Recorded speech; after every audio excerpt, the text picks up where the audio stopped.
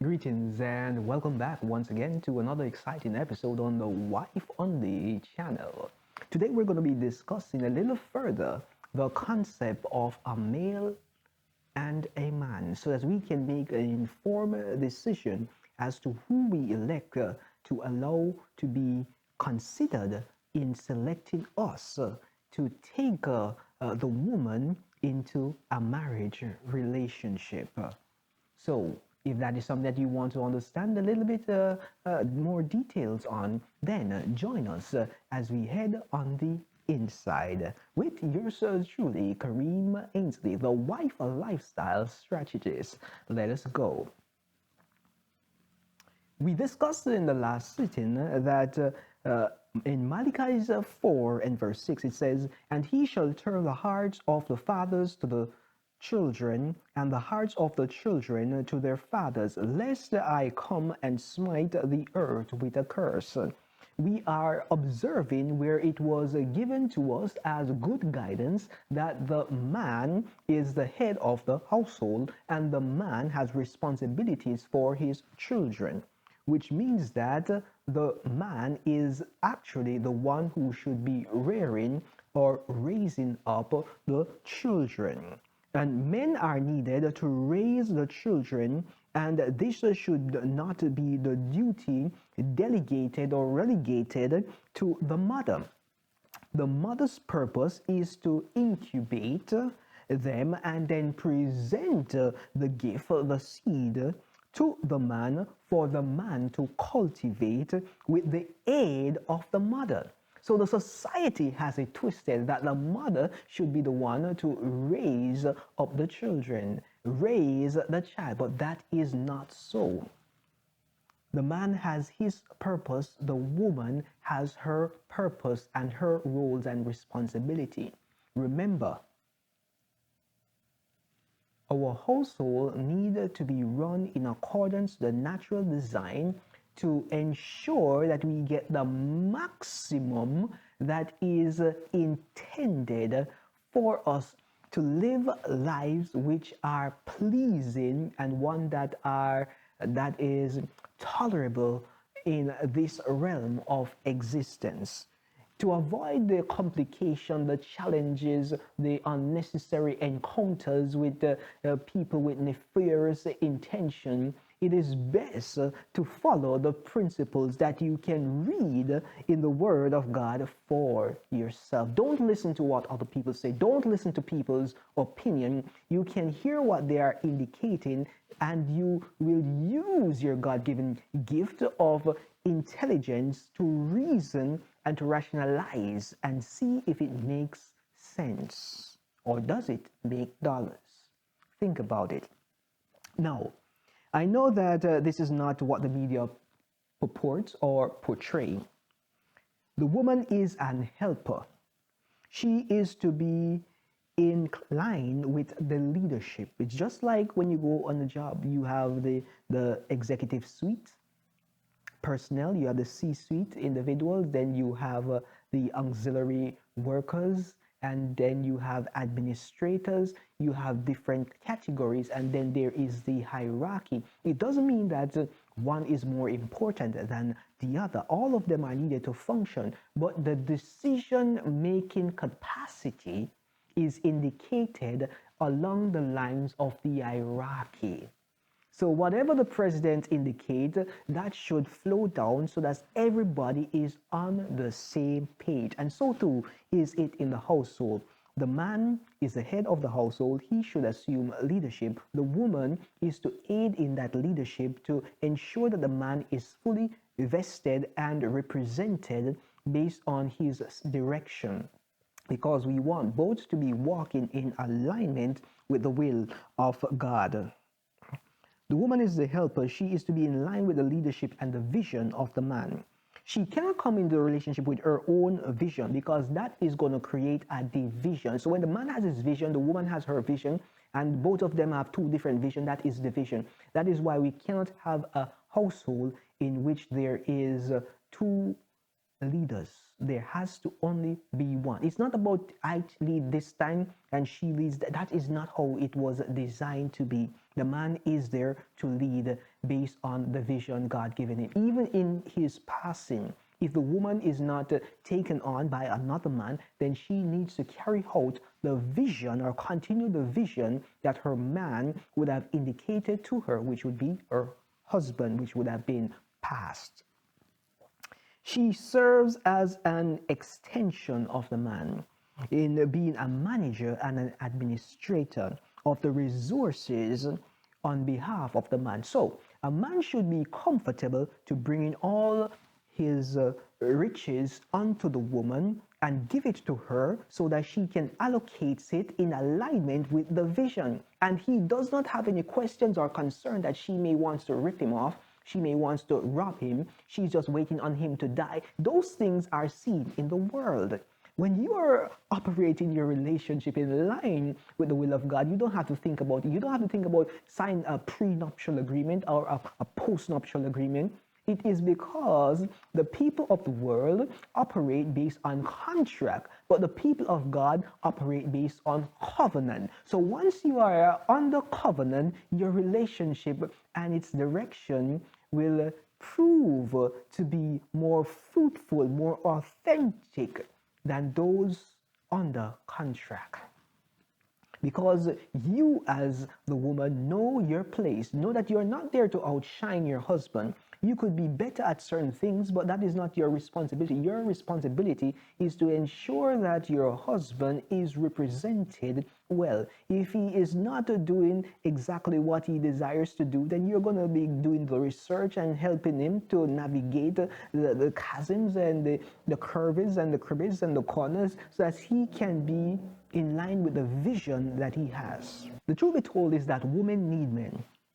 When they are led by men, they will behave like ladies on the street, in the workplace, in public settings, in private, and anywhere they are allowed to occupy, and will refuse to disrespect the man as they are under authority. When a woman is truly under authority, she doesn't worry about anything. She doesn't worry about where her food is coming from. She doesn't worry about where her clothing is coming from. It's just like a child. A child does not have to consider, hey, I'm going to get fed today, tomorrow, or next week. The child is just fed. That there is the responsibility of a man, to be the protector, to be the provider, to be the helper, the counselor, the sustainer. So a man's responsibility is so vast and diverse, and the woman's portfolio is supposed to help the man to achieve that goal. So yes, in our society that we have today, in some areas, the society has been so irrational in that the male or the man is incapable in most regards of caring for his family by himself. And in those situations, we see the woman going to work. But the truth be told, no real man wants their wife to be working outside unless it's something that she desires to do. And I know that there are females who like to do their vocation, which they have been trained to. There's nothing wrong with that in serving, as long as the woman is being productive and she's not being off the bird to bed, getting herself in trouble, misrepresenting her household. She can work, there is nothing wrong with that. She can aid in carrying in resources, there's nothing wrong with that, because if we look at the virtuous woman, she was doing such. And when you are in a relationship, depend on the caliber of man that you have, the type of help that you will have to provide may vary, because a man who is running different businesses requires a different kind of help. And as such, he cannot allow his wife to be out working any at all, even if she loves her vocation, because he needs her to be right by his side. So there are some nuances that exist, but as long as the principles remain in accordance to the will of God, then everything will be all right. If we turn our attention now to Isaiah 3 and verse 12, it says to us, As for my people, children are their oppressors, and the woman rule over them. O my people, they which lead thee cause thee to err, and destroy the way of thy path. We're seeing that we're getting admonition that women ruling over men is a no-no. We cannot have children being oppressors. When the children are not grown with the father, they have a tendency to become oppressors. In the same breath, the woman rules over them. That is why we have so much problems in the society when we have males engaging with females and having fatherless homes, and we have single parent mothered homes, and the society loves that. But that is not good for the broader population, because what happens is that majority of the persons who are in the penal system, they grew up in single parent household run by mothers. So we are seeing an example from statistics that is saying to us that a woman in leadership in the household is wrong. As the children, the product is not operating in an ideal state, nor is the environment ideal for such operation. So we need the men in the household. This misalignment has placed a curse and has caused errors to be observed. When men are nowhere to be found, the children are in chaos, being brought up by women.